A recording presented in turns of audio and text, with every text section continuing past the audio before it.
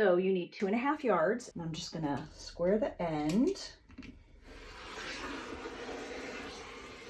And then you're going to need, so you're gonna need 8 panels altogether. So you're gonna cut 4, because you're gonna get 1 out of each side of this fabric, 44-inch wide. I'm gonna cut 4 at 21 inches. And then I like to press it again and make sure the size is perfect at the end when I'm cutting off something off such a long piece. So we're going to get 4 of these pieces, and then we are going to create the shape. Okay, so I'm going to show you what we're shooting for. We're shooting for 8 triangles like this, 20 inches on the bottom, 3 inches on the top, and cut on the angle. And again, when you keep it folded like it comes with the fabric, if it's directional, everybody will stay looking the correct direction, because the last thing we want is for them to be like this, where all their heads are coming at us and they look like they're, I don't know, partying at the tree. So I'm going to show you how I achieved that.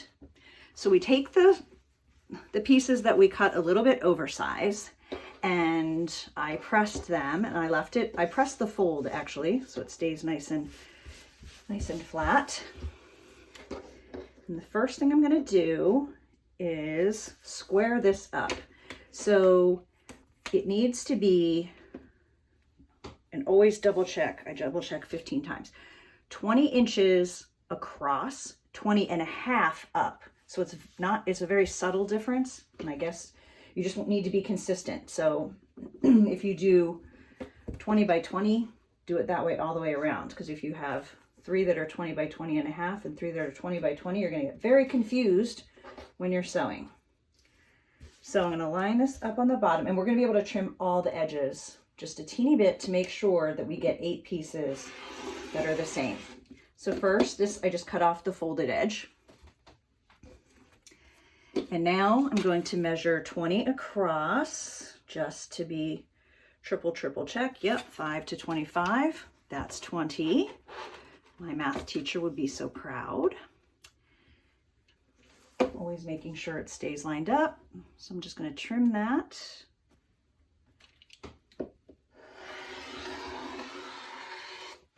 Okay. Get rid of the selvage. So now we have it correct this way.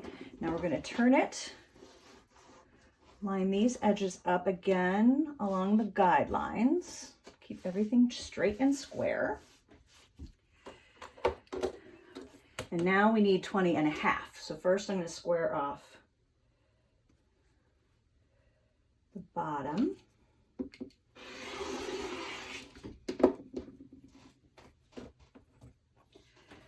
So 20 is going to be 24, add a 1/2 inch. We're going to cut the top at 24.5. And those numbers just depend wherever you land on your grids for squaring them up.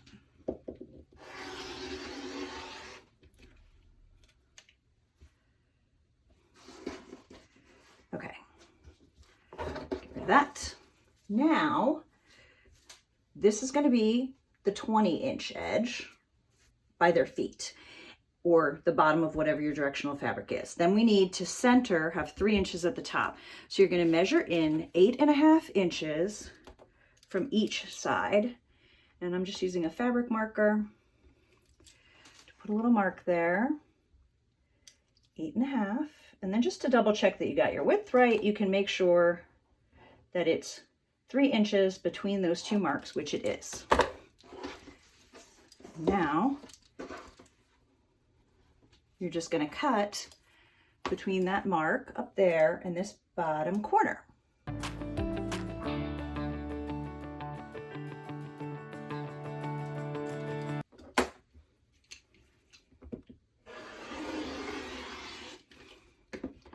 Now you have some fun triangles to find things to do with. So cut the one, and then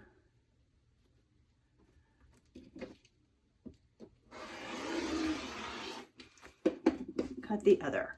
So that gives us 2 more. So you're going to do that until you have 8 of these.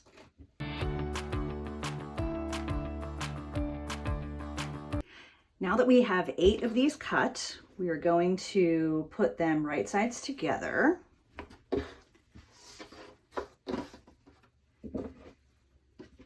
And so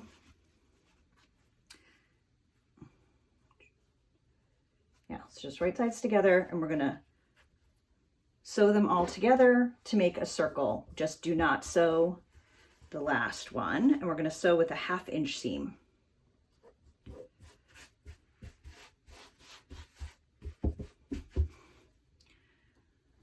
I'm just gonna pin that and take it to the sewing machine. And I usually pin 4 sets together, so then I, can just sew quickly and then start putting them together instead of going 1, 2, 3, 4, 5, 6, 7, 8. I can count 8. All right, so we'll go stitch those. So now I'm at my sewing machine. I'm going to sew the 4 sets of 2 together with a 1/2 inch seam allowance. I sometimes just like to add a piece of washi tape to give me a longer guide so I can just move pretty quick and get that done. So we're going to get that done next.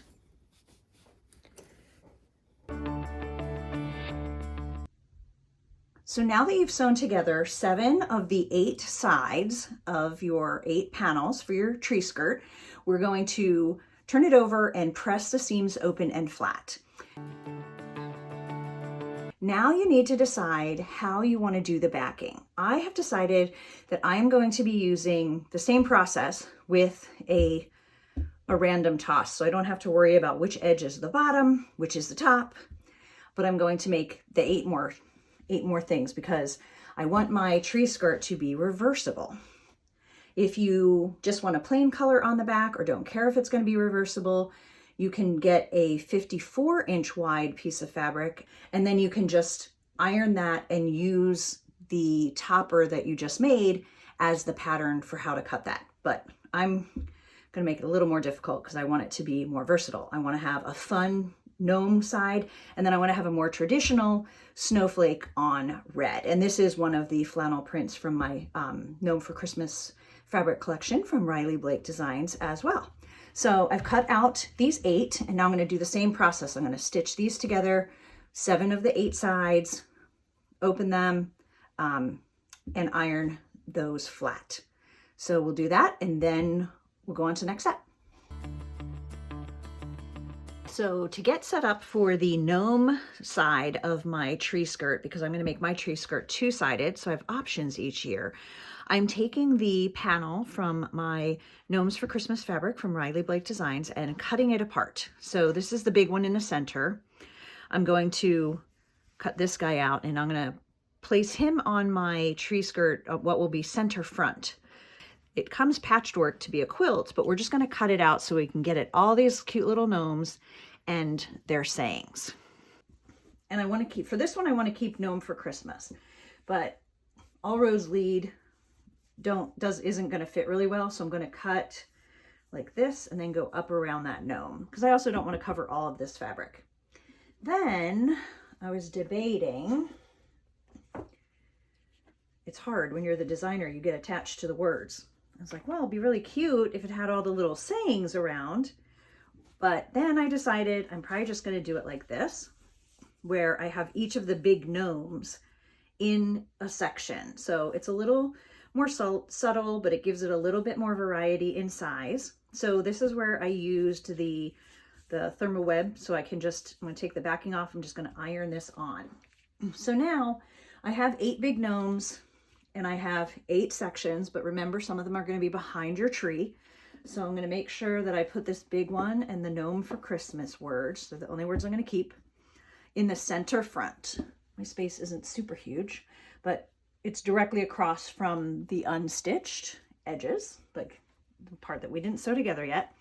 And then I will just decide which gnomes go where. Okay, the next step is to get this Heat and Bond lightweighted adhesive onto the back of our gnomes so that it's going to be really easy to press them onto the Christmas tree skirt and just do a really quick loose stitch around it. Alternately, you can use a spray-on adhesive if you prefer that. I just don't have very good ventilation in here, so I'm gonna go with this. So I have the Heat and Bond light paper.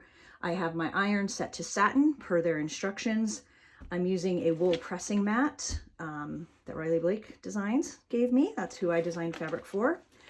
So one thing to be careful of, we're gonna iron it on the back, right? But it's really hard to see where that gnome is when we put the paper over top of the back. So the way I do this is I keep her right side up, and then see how well you can see that. So then you're just gonna wanna make like a rectangle, because if you do the actual outline, it's not gonna be correct when you flip the fabric and haven't flipped this the same way. So I'm just gonna take a pen, and I wanna make sure I do a bigger piece than I'm gonna wanna have cut out, because I want my Heat and Bond all the way to the edges of the fabric. So now I'm gonna just use some paper scissors, since it's pretty much paper that I'm cutting. Cut that piece out. And it doesn't matter, we can cut that other part off when we do it with the fabric. Now we're gonna flip her over, and paper side up, adhesive side down. Just make sure she gets covered.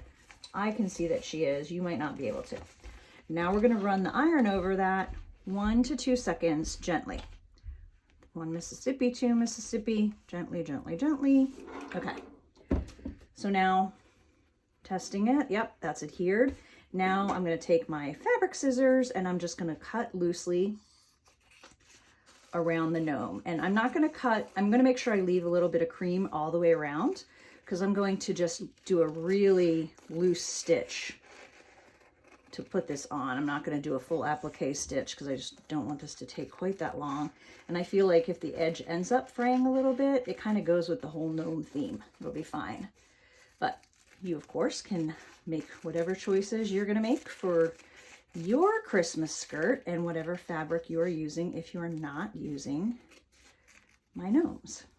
So now this one's trash, that part's trash, and we have her ready to apply. So we're going to repeat and get all 8 of our gnomes ready like that. Now I'm going to place my gnomes. I have them all with the adhesive on the back, or the fusible interfacing on the back, and I'm going to place them into each of the 8 panels. And I'm going to use, I don't know if you can see this really well, this little Cute Cuts ruler by Lori Holt. Riley Blake makes them. I'm going to do a 1/2 inch seam allowance, and so that's basically right above that pink, and then about 1 inch. We'll have it about 1 inch above where this is going to be, so it's going to place really nicely. So I'm just going to peel the paper off the back.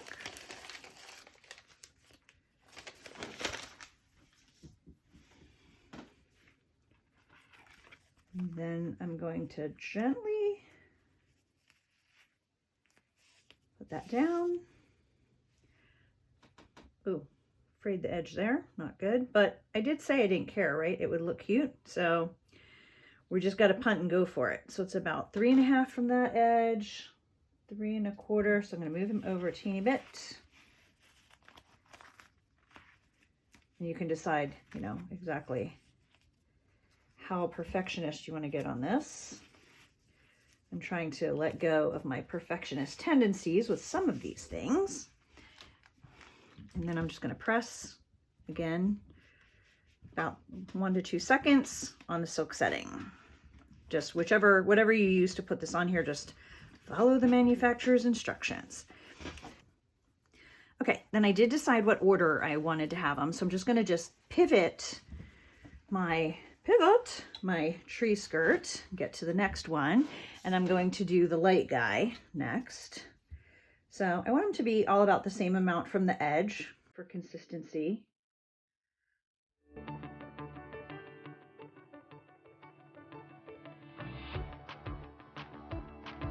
Now I'm just going to use my free motion stitching and just stitch all the way around the edge, and it is going to do a little bit of fraying for me. I figure it'll give it a vintage cottage feel. Now, someone might wonder why I didn't do this before I sewed all the panels together, and it's because I wasn't sure what I wanted to do or exactly where I wanted to place them. Had I done it in the beginning, I would have thought I wanted to leave the words on, which I didn't like as much once I had the whole thing together because it covered too much of the background. So I'm glad I did it this way, and you can do it whatever makes you happy. So I'm just gonna whip these out.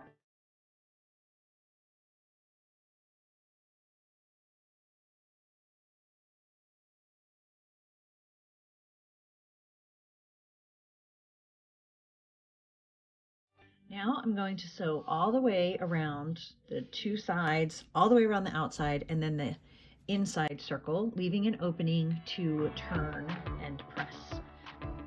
And it's going to be pretty easy, just straight stitching. So when you get to the inside, where you're sewing the part that's going to go around the trunk of your tree, you're going to sew in short, straight segments, so about 3 inches. You're just going to sew straight until you get to that seam, and then you're going to lift your presser foot and pivot. So you're not really doing a curve, you're doing a lot of little straight lines. So see, I'm just going to turn that and get this edge now lined up at the 1/2 inch on the tape. That's also why it's a lot easier to do tape when you get to this part.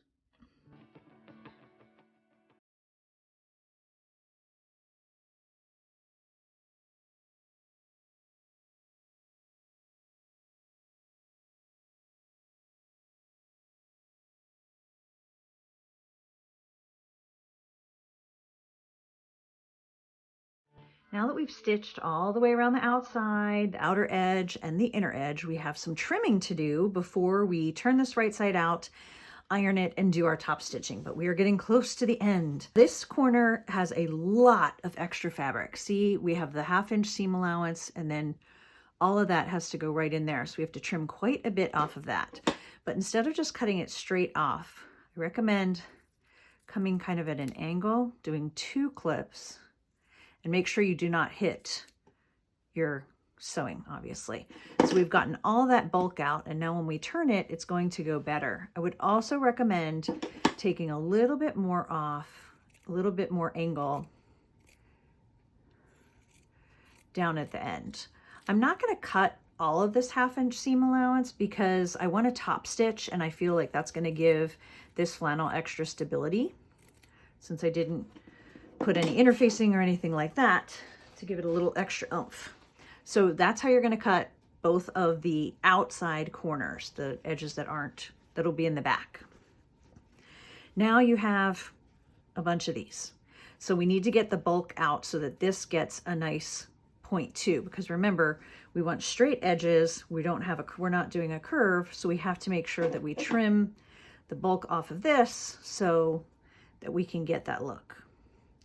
So I'm going to cut most of, again, being very, very careful not to cut your stitching, but I want to get most of that double out of there. And then again, I'm going to just take some of that off so that there's less competing for space and we won't end up with a big lump. So you're going to do that on all the rest of these. 1, 2, 3, 4, 5 more of those, and no, 6 more of those, and then 1 more outside corner. I don't think you need to watch me cut that many times.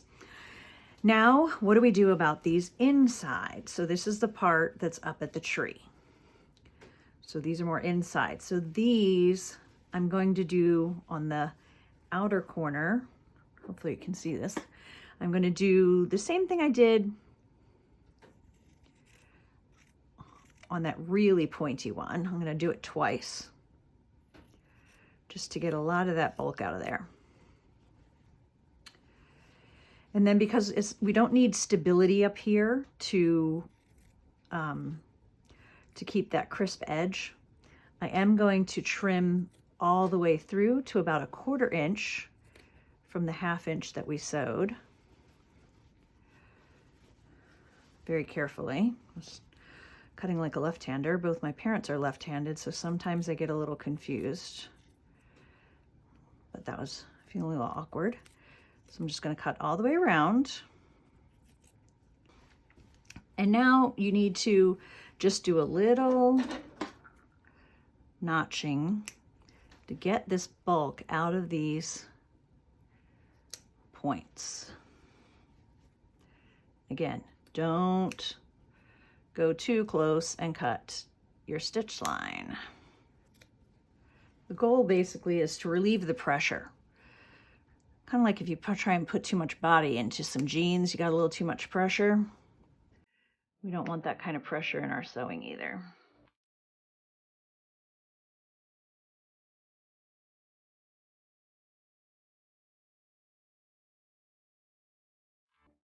So after thinking about how I wanted to have the back close, there's lots of different ways you can do it. Some people put ribbon, so before they would have sewn this all together, they would have ribbons that would come and they would tie it together.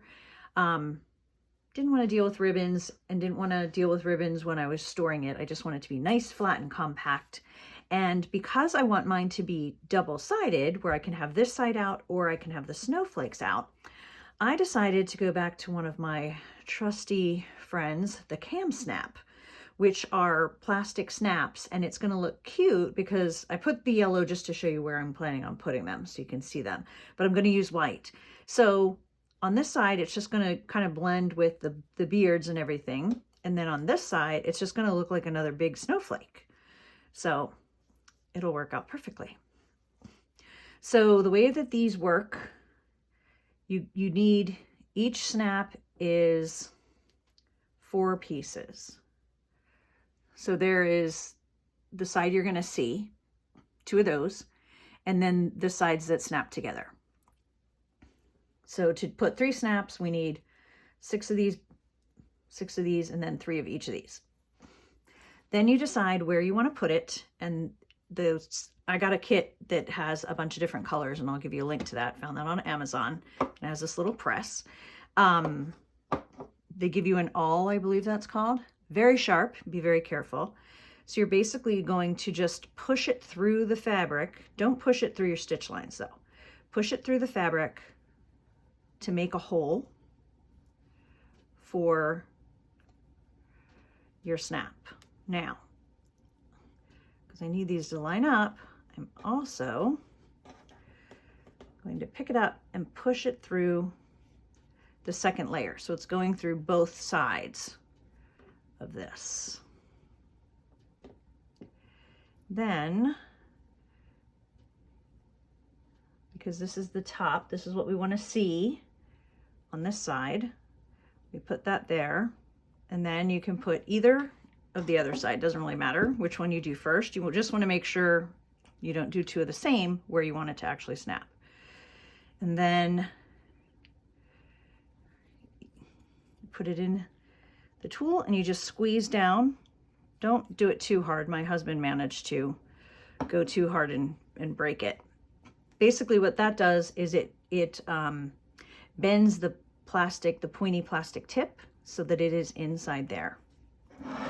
And then we're going to find our hole from the other side, and we're going to come at it from the other angle because we want this button to show on the red side here. So we're going to poke that through. Then we're going to make sure we use the opposite type of clip so that they will actually snap together. Always double check that before you squeeze it because they're kind of hard to get out and you wouldn't want to ruin this whole project just from putting in a snap. Now, the way this thing works, the button that you're going to see goes in the black part because it's curved like that, and then this presses down to bend the plastic. So again, just going to stick that in there. Like 2 or 3 gentle squeezes, and now we have a snap. And so now I'll just do the other 2.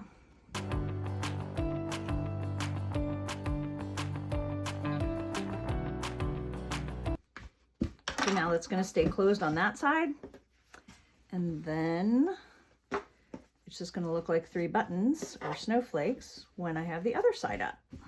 And I'll show you with pictures with it under tree. But I like this solution. It works great from both sides because I knew I wanted this to be 2-sided tree skirt. And now it is done. Very exciting.